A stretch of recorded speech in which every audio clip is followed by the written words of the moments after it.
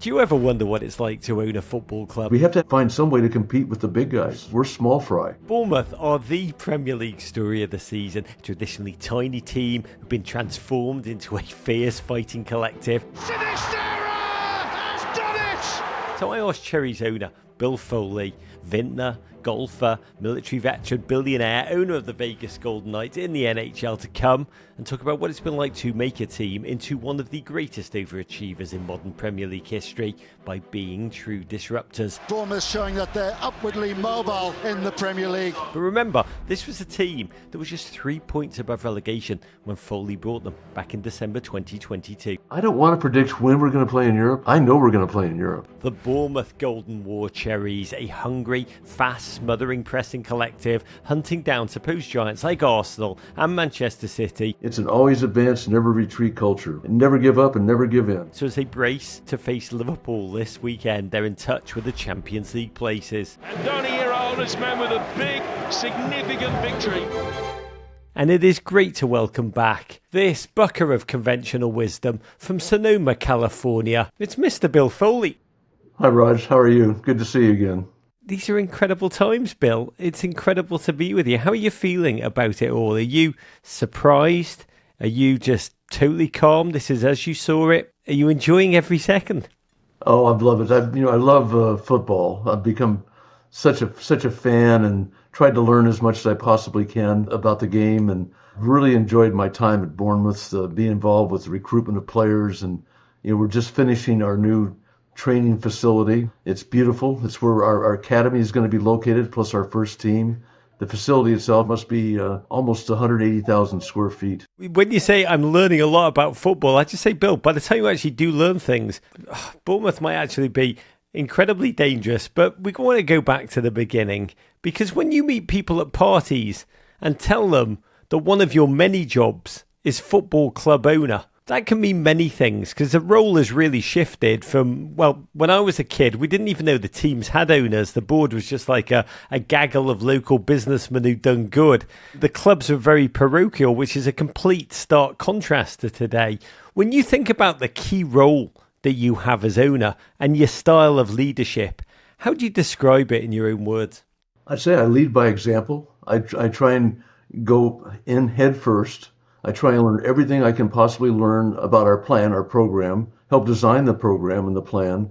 I love sitting in the recruitment meetings and learning about the players and understanding what we need in terms of what the coach says we need and what our sporting director or our president of football operations feels that we need. We have really put together, I believe, a terrific staff. So it's not me, it's the people that we brought in to run this football operation. Plus, we're also following through on the multi-club model that we talked about. We have Auckland in the A-League. We've got 25% of Hibs. We're about to go in majority control of Lorient. And we're just about to sign a deal on a Portuguese team in their Premier League. And we have one other one that we're fooling around with. And then that should do it for us. We should have our stepping stones all the way. Because we have to find some way to compete with the big guys. These sovereign wealth funds and financial sponsors, we're small fry. And so we've got to figure out how we can recruit players and drive the transfer market so that we end up paying ourselves as opposed to paying a third party. I want to get back to the multi-club ownership model in one moment, but when you do define your role, you are in the trenches, you are in the minutiae, you're also in the big picture. You own a lot. I have this bobblehead of you that I was sent by the Las Vegas NHL team, and they put all of your team's logos. They're almost running out of parts of your body to put them on.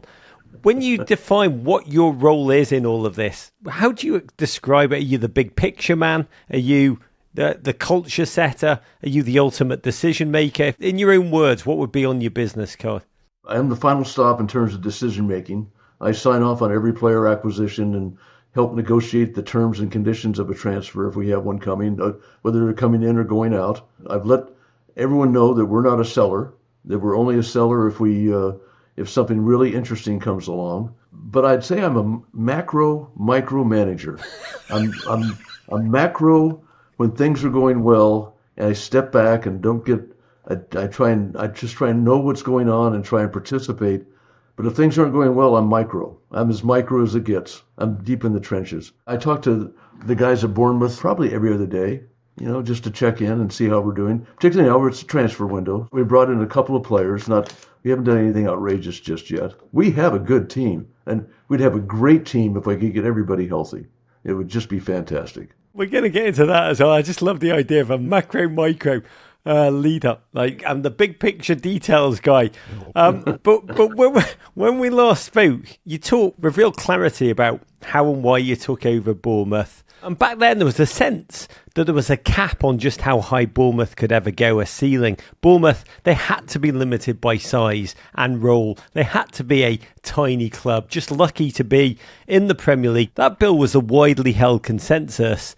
You doubted consensus from the very beginning. You declared Bournemouth would soon be in European competition.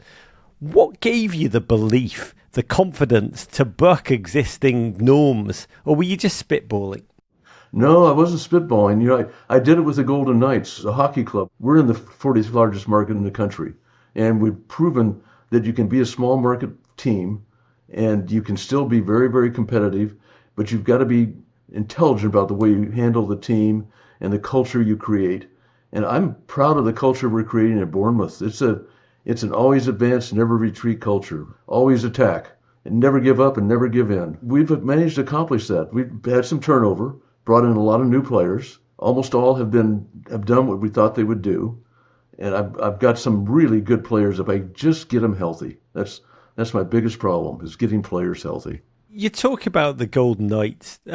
They have been a gold standard, the blueprint for how to launch an expansion team, playoffs in 3 years, Stanley Cup in 5. You have mastered so many businesses. You are genuinely a candidate for the most interesting man alive. But the Premier League, it's a new fascination for you. You didn't grow up as a football fan. You were the son of ranchers in Texas. You played another type of football. How much is your American sports ownership transferable? How much of it is not? And how do you know what you don't know? That's a very good point, a very good question. Upon getting involved in Bournemouth, I've tried to be very transparent. I've tried to be honest with the fans. I've tried to be honest with our football players. I've tried to set a standard, a high culture, high character standard. That's really number one on my list when we have a player. We want a cohesive group of players that help each other, and we're getting there. We're getting there at Bournemouth. We're there with the Golden Knights. We really have this great. I'd have to say it's a culture based upon my experience in the military. It's not about me. It's about the mission and my men. And as long as you keep that in perspective and always remember that, you're going to be successful. And I love our football players. I have a great time with them. They're fun to be around and hang out with and talk to. They're very mature. They're kind of like the hockey players. They're mature and they're thoughtful, and we have a really good group of players. They're developing well. Unfortunately, we've got people knocking on the door for some of them. I like that high culture, the high standard. You've talked before on this show about how hands-on you were. Last time you came on, you had an incredible quote. You said, "There's nothing more limited than being a limited partner of Bill Foley." And your partners include Michael B. Jordan, the Ryan family, who part own the Chicago Bears. When you're hiring staff for your front office, you are the macro-micro guy. You are a hands-on gent. How do you identify people who can fill your blind spots, people who know what they're doing and can align, and then you enable them to do just that? I talked to a lot of people, a lot of different people, and get lots of different recommendations.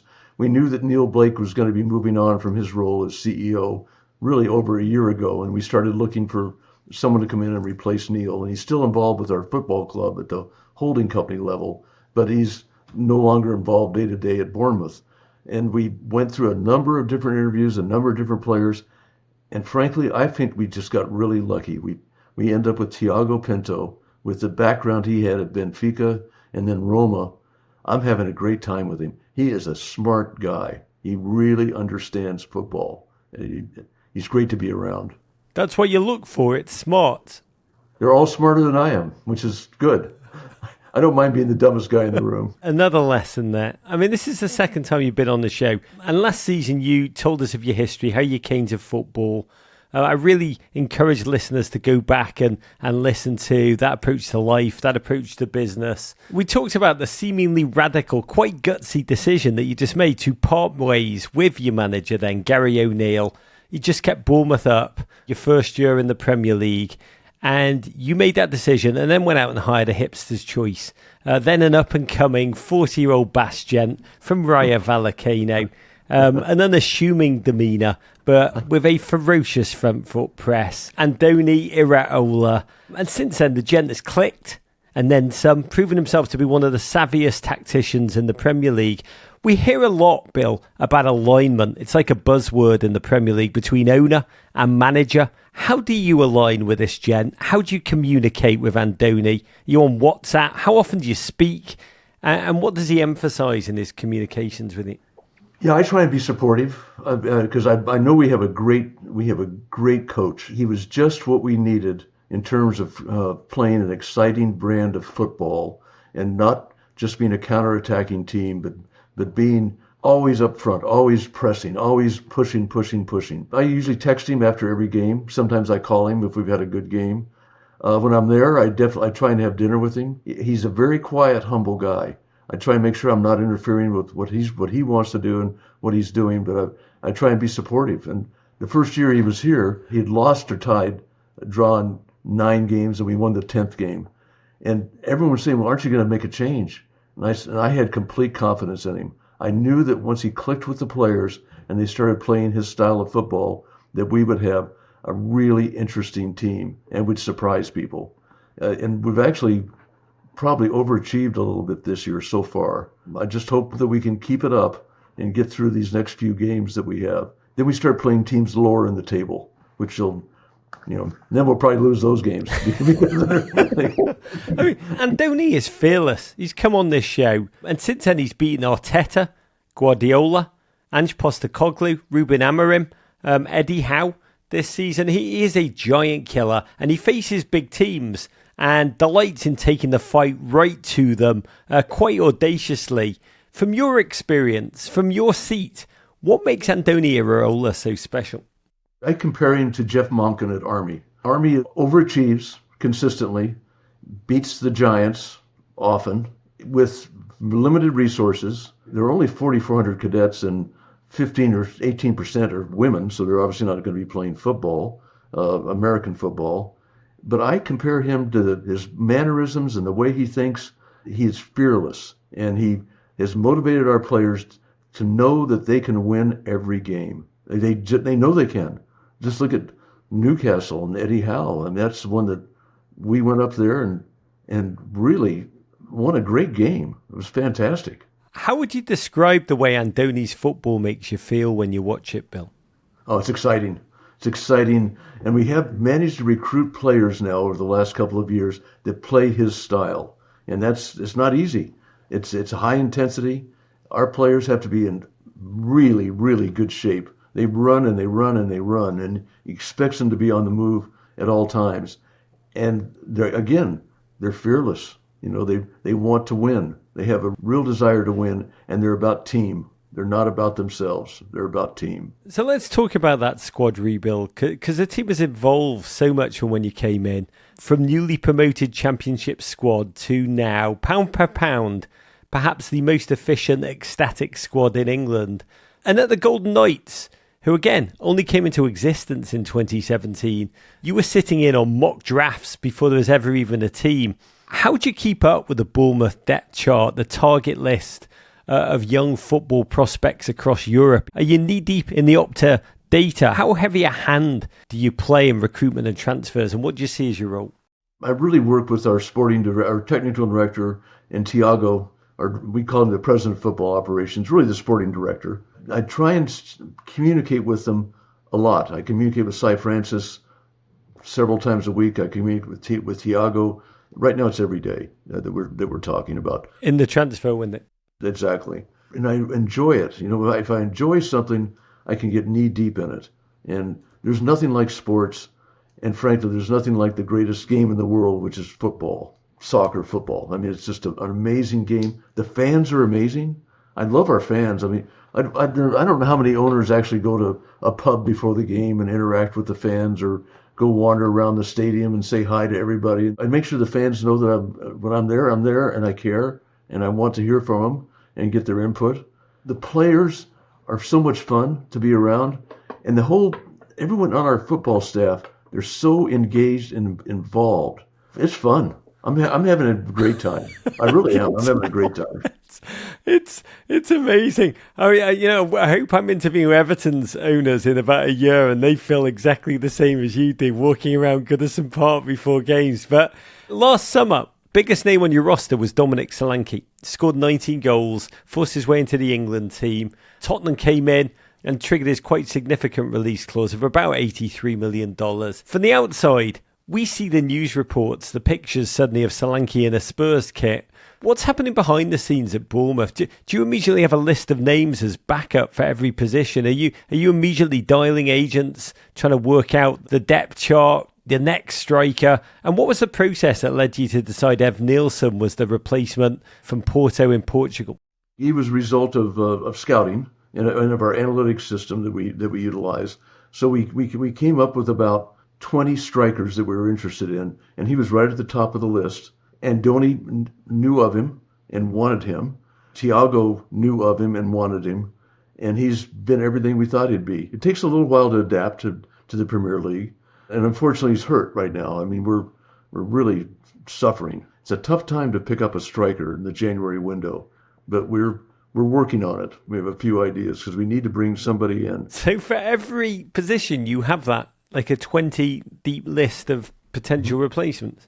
We do. Yeah, we do. And we constantly refine the list and move people up or move people down based upon their performance. Just as in hockey, analytics are important, but we feel visual.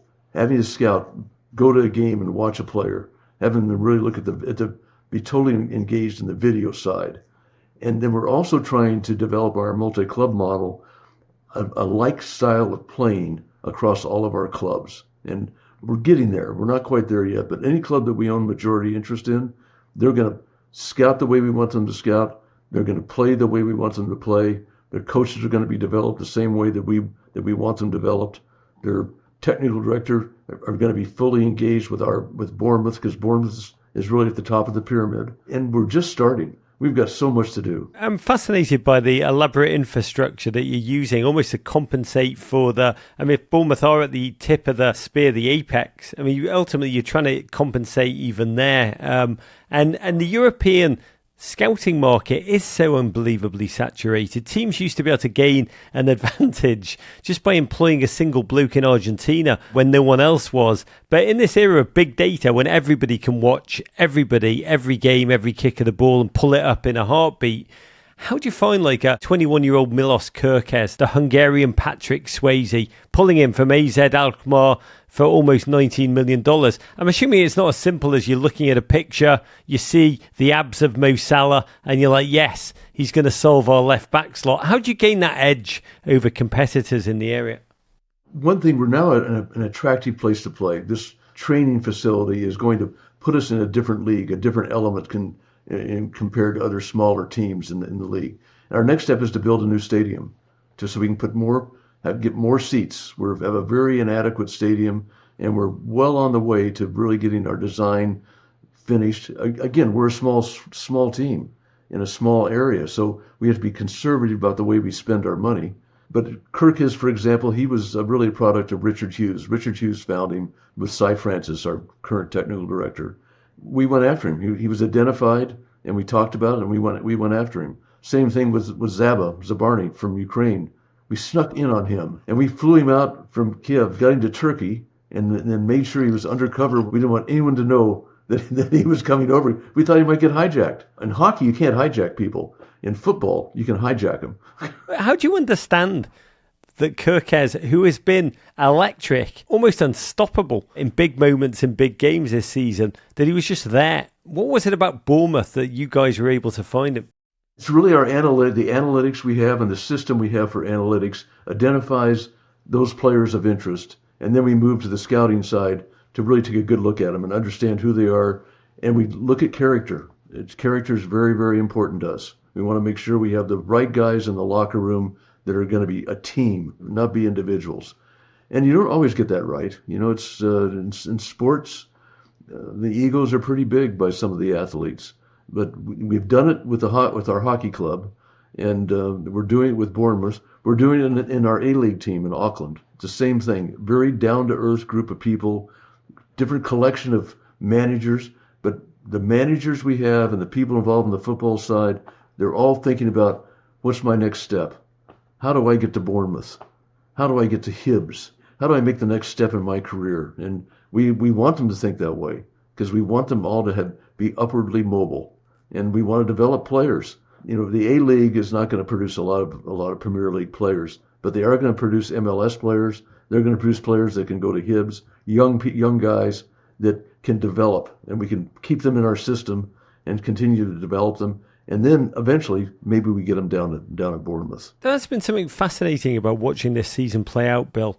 Clubs who have a real serious recruitment strategy, not traditional Big Six clubs like you, Nottingham Forest, Brighton, Brentford, can thrive. I almost look at it like the new and newly enforced profit and sustainability rules means that there's some massive clubs who've either offloaded locally developed talent, sold them on for pure profit, or sacrificed prospects that they might otherwise like to keep, or not brought players that they normally would have done because of the financial limits, the points deductions. Do you think this new reality has somehow benefited clubs like Bournemouth? I believe it has. Now, we don't make the big revenue dollars on ticketing and sponsorship. We have our piece of the TV revenue, which is gigantic for us and helps us a lot. And we're careful with our money. We really try and be intelligent about the way we spend our money, and we spend it on the team, and we spend it on hospitality at our stadium and so on. And so we're trying to make the fans be supportive and be involved and be engaged. We're trying to make sure we have the right players on the pitch, the right coaching staff, and the right people on the technical side. We really are careful and try to be, and try to be intelligent. And how does the multi-club network ultimately play into this? In the ideal, the pure system that you envisage, Bill, when it clicks, is it a matter of players working their way through your system, almost like up a pyramid or within an organisation, kind of individuals finding their path of promotion through the levels of management? That's really our pitch to players that are coming to be in one of our teams, is that we can create, if they develop, we can create a pathway for them to ultimately get to the Premier League. And they may make a couple of stops along the way, but they'll have a pathway. That's why it's so important for us in our Black Knight Football Club, our holding company, that the teams that we're invested in, they need to be coached the same way, they need to play the same way, they need to have the same intensity about them, because if we do that, then we'll develop players. Because right now we're finding players in the open market as opposed to developing our players, but we're just about to put these teams together, and I think our Portuguese club is going to be the game changer for us, because it gives us the direct access to Brazil. Hundreds of millions of soccer fans or football fans. We're looking forward to that, and we're not buying one of the big guys. We're we're mid-table. You're buying the Bournemouth of Portugal. Pretty much. Yep, pretty much. Bite your arm off to be the Bournemouth of Portugal. I do want to ask you quickly about our countryman and my friend, the mayor of Wappingers Falls, New York, Tyler Adams, who was a significant investment. You talk about being very careful with your money, $28 million. And his first season was frustrating. It was occasionally dispiriting for him and the club. Yep. Injuries, setbacks. He made only 3 Premier League appearances, 180 minutes total. By the way, one of those was to beat Everton, which really annoyed me. But the club was patient. And I think it's being rewarded now. He's turned back into that Energizer bunny that you dreamt of, leading that Iraola front foot press. I think he's got most tackles per 90, most interceptions per 90. He's really a one-man clenched fist. Can you talk about what you see in Tyler Adams? Because he is probably the one player who could play for you both at Bournemouth and in the NHL for the Las Vegas Golden Knights. Tyler's an exceptional young man. He's so down to earth, but he is a winner. Every game he plays, he wants to win, and he plays his heart out. So I was so disappointed the first year that we had him. We picked him up from Leeds, and he immediately had a hamstring problem. It had to be fixed again. And then he had a back problem. Then he had another hamstring problem. So we really missed out on him for over a year. But he's back now. He's playing, and when he's on the pitch, he is managing the game. He's directing the game. I believe he's one of the reasons we're so successful right now, despite being shorthanded. He's like the Mark Stone of the operation. He's the Mark Stone of the operation. That's exactly right. That's a good way to compare him. He's the guy that motivates and that directs, and he's genuine. He's really a good guy. He's paid me some very nice compliments, which I appreciate. But the reality is, he's a winner. You're talking about winning. What has to happen to Bournemouth, roster-wise, for you to have achieved what you want to achieve? Is it a matter of phases, Bill? And if it is, what phase are we even in at the moment? Are you preparing for European competition already with the squad rebuild? How do you mentally approach the task at hand? I'd say we're a little ahead of schedule. And what I thought we'd be in Europe next year. And we have a chance this year if we can keep on going and keep on playing well. I don't like to get too far ahead of myself. And I have reasonable expectations. I know what we're capable of. And I know what I can help the team do and be a part of it. Because I've done it with the Golden Knights. I'm doing it in Auckland. We're in second place. That's an expansion team. And here we are, we're in second place in the A-League. Hibs are starting to come back and starting to do better. Lorient, after they got relegated last year, now they're in first. So I bring enthusiasm and I bring dedication, and we give these other teams, these other owners and so on, our input, and we want them to take our input. We have a path to victory. I'm all about winning. What do they say? Winning isn't everything, it's the only thing. It's so true, and as I'm listening to you, I'm thinking is there a space for Everton in your multi-club network? But how do you find Bournemouth, by the way? I know you spend a lot of time there, particularly in the transfer window. What's your life like there? It's a coastal resort town. It is beautiful in Dorset. Do you find like favourite restaurants, favourite haunts, or is it all business all the time when you're in town? We have about 4 or 5 restaurants we go to. There's not a lot. But there's some really good ones. We usually try and have dinner with some of the coaching staff or some of the people involved in the football side. And sometimes on the business side, but really the business side, I've got a great guy running the company that's been with me at the Golden Knights. Jim Frivola, he's got it covered. The greatest. He's doing really well. I guess it's a lot of bonding, a lot of social time together. When I'm in town, I try and go to every practice. Then usually we have lunch afterwards. I eat with the team, so I don't sit with the team. They come by, they say hi, and we talk for a few minutes. But I sit with the coaches and have lunch with them. I've got so many games to go to. It's getting difficult. The greatest challenge is the scheduling, is what it sounds like. But you've also hit upon one of the Bournemouth built-in challenges is that the team play in a tiny jewel box of a stadium, Vitality Stadium. It's 115 years old. It actually looks good for its age. But its capacity, 11,300, is by far the smallest in the Premier League. Not nearly enough room for that income-generating hospitality suite business that the bigger clubs have, almost like an ATM. When you came in, you circled this as the biggest area of growth needed to take this club to the level above, the biggest hurdle. But also, Dorset, everything's smaller there. You're not in London. You're not in the commercial heartbeat. So how do you approach your vision, financing, designing, building a whole new reality? How big a stadium can Bournemouth sustain? And what's the time frame?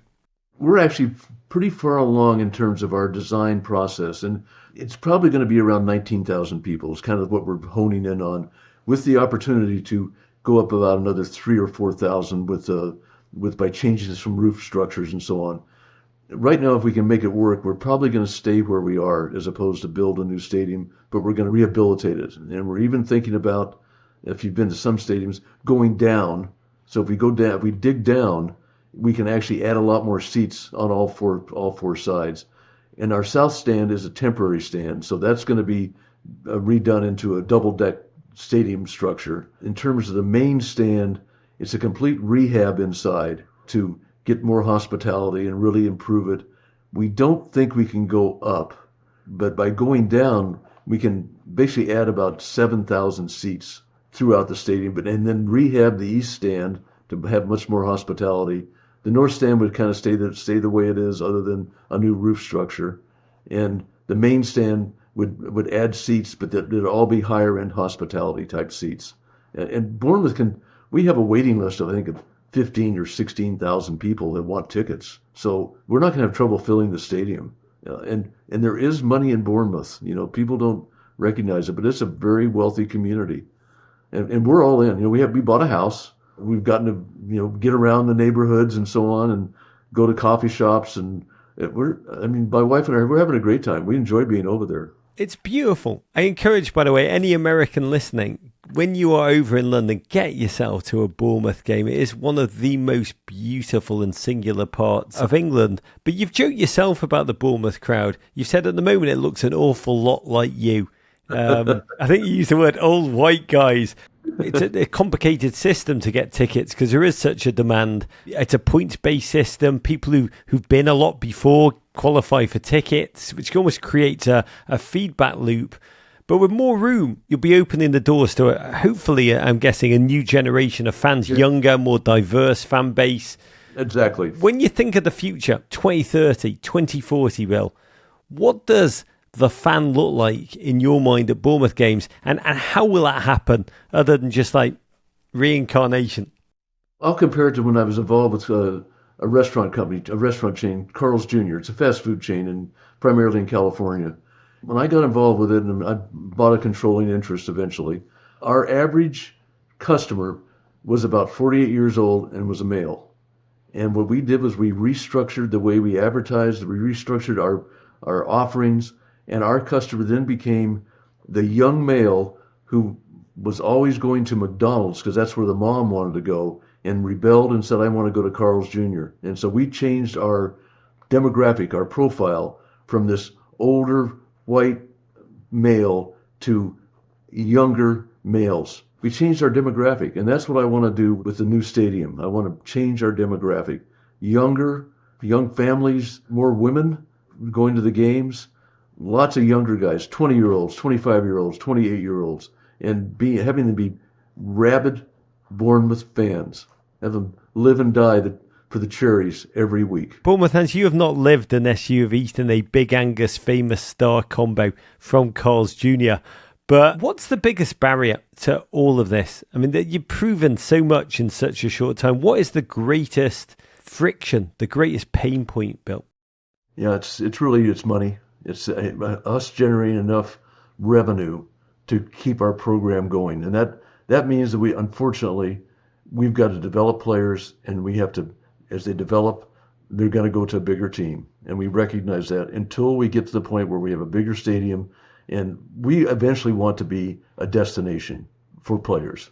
We want them not just be the 19-year-old or 20-year-old that wants to go play in the Premier League and comes to Bournemouth for 2 or 3 years and then moves on.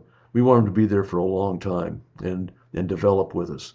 So that's our goal. But it really is that infrastructure and the revenue side of the house that is inhibiting us. And we need to be able to generate more money. To a future of liquidity and the money pouring in and the destination that is Bournemouth for both players and for fans. I mean, when you launched the Golden Knights, you predicted the Stanley Cup in 6 years. I remember everyone laughing in that moment. You won it in 5. So English fans listening. So when you brought Bournemouth and you predicted European football in 5 years, again, everybody laughed. But I did remember the Golden Knights. And Bournemouth are, at time of taping, within touching distance of the Champions League places. First of all, where do you believe Bournemouth will finish the season in your heart? I made that one prediction with the Golden Knights about the Stanley Cup and playoffs and so on, and it was really done as a result of being interviewed by a number of Canadian reporters. They kind of irritated me, and they said, well, you're just going to sell the team and move it, or you're going to move the team. I said, no, we're not. We're in Vegas, and we're going to develop a great team. And by the way, we have playoffs in 3 and Stanley Cup in 6, and ha ha ha ha. So for Bournemouth, do I have to get an English journalist to piss you off, and then you'll do the very same? Yeah, I don't want to predict when we're going to play in Europe. I know we're going to play in Europe, and I don't know if it's this year or next year. I doubt it's going to be 2 years out. I really do. I just believe we're going to have a really good team next year, and we have a really good team this year.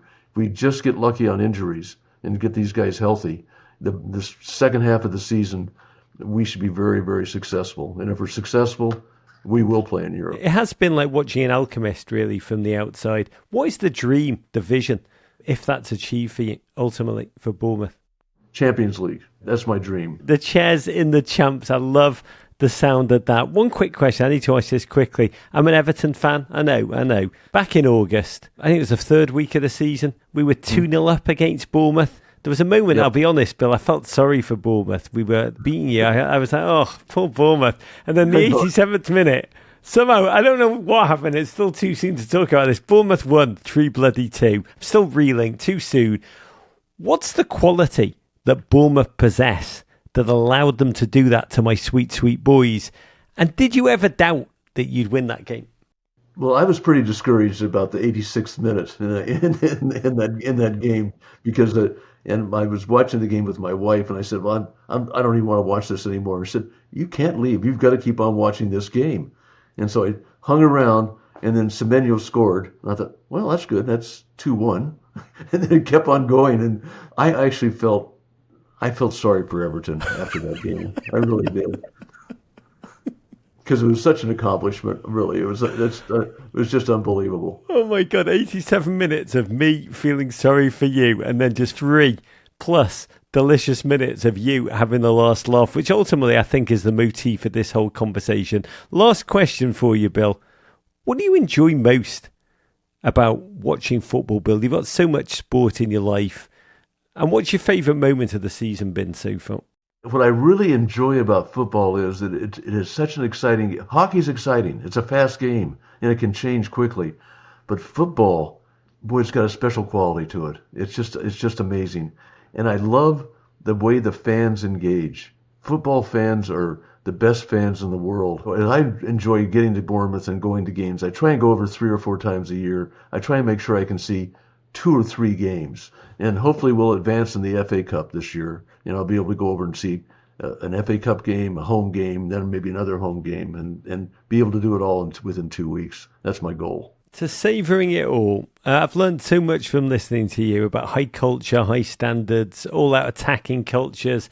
I think the greatest motif, the macro-micro leadership style that has propelled all of that. I've got to say, Bill, it's an honour and a joy to speak to you. It is an honour to watch your football team do what they're doing. For everybody who supports a non-big 6 team in America, you really are one of the great pathfinders. To you, to your thought leadership, to Andoni Iraola, your squad, to the Cherries.